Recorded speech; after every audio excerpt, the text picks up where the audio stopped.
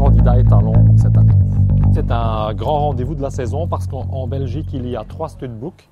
Le studbook SBS, le studbook BWP qui est numériquement 3 fois plus important, et puis le studbook Zangerzijde qui en volume est à peu près l'équivalent du SBS. Et bon, on a toujours travaillé avec le SBS. Et c'est un moment important pour les étalonniers parce que c'est le week-end ou jamais.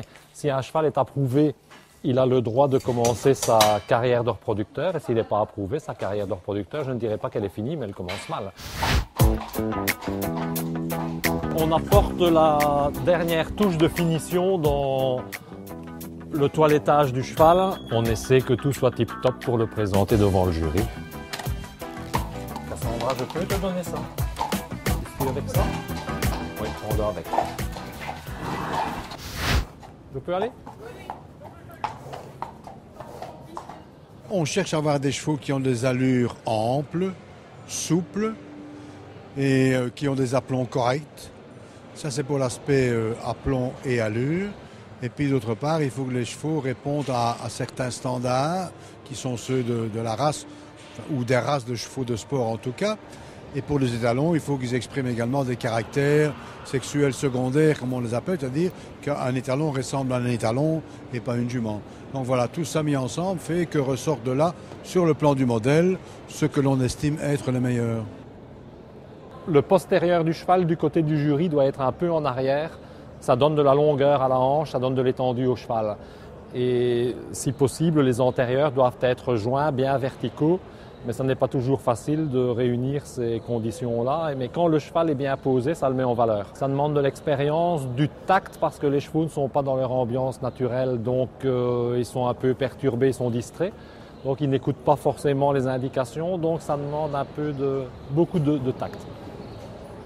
Comme celui-ci, il a les yeux qui lui sortent de la tête. C'est un gentil cheval, mais il observe tout, il analyse tout. S'il y a une personne qui bouge tout en haut dans les tribunes, il l'a vu. Hein.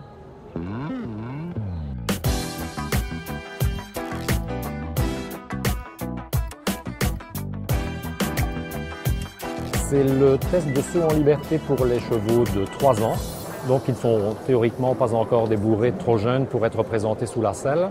Donc c'est un test de talent naturel en fait. Les chevaux galopent et sautent une ligne qui est déjà assez technique, assez serrée.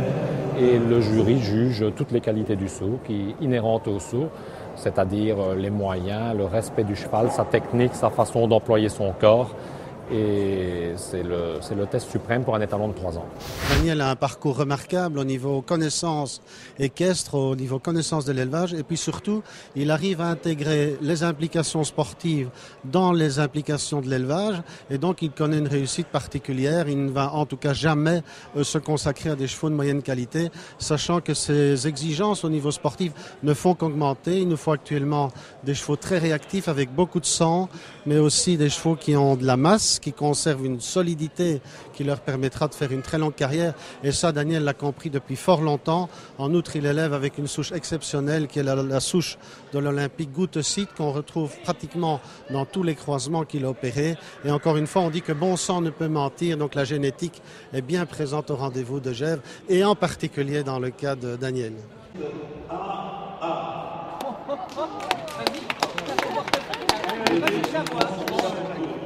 Le bilan est on ne peut mieux, 4 sur 4.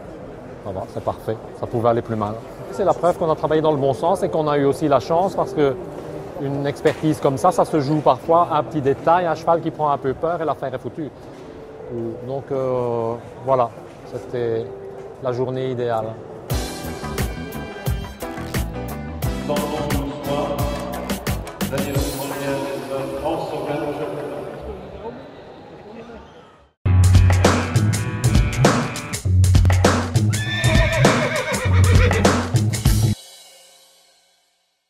Nous allons voir aujourd'hui comment aborder un obstacle de la meilleure façon possible.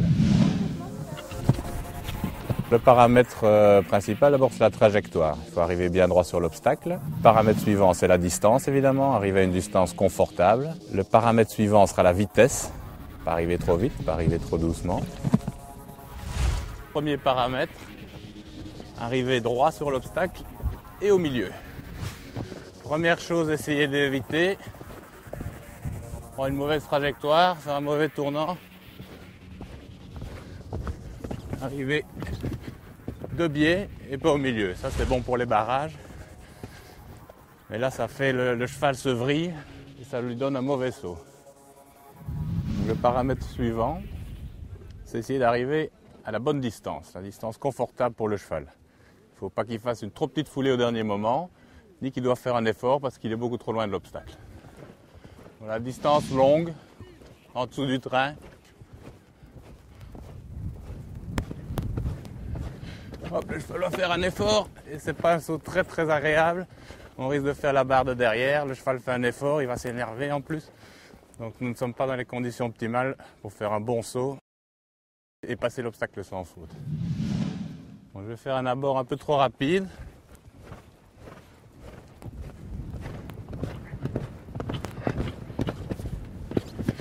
Voilà, ça par exemple, c'est un abord sans contrôle. C'est pas très bon pour le parcours initial parce que si on a un obstacle derrière, on n'a plus de contrôle et on va plus pouvoir mettre une bonne distance. Et alors ça va amener une faute aussi. Donc un paramètre important, c'est la position du cavalier au-dessus de l'obstacle. Surtout s'ils ont un gabarit un peu plus important, comme moi. Donc on évite de se jeter trop en avant ou sauter trop vite. On laisse l'obstacle venir à nous. Essayer d'éviter ce que je vais faire maintenant.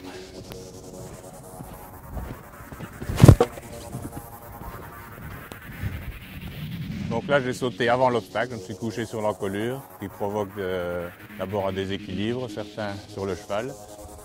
Et en plus cela veut dire qu'on ne l'a plus en équilibre devant la jambe. Et c'est toujours ça qu'il faut avoir avant, au-dessus, après l'obstacle. Toujours le cheval en équilibre entre la jambe et la main. Voilà, vous avez reçu les informations de base. Elles sont quand même indispensables. Mettez-les bien en pratique. Bon travail. Les infos de la Ligue, c'est également chaque mois dans l'Equimac.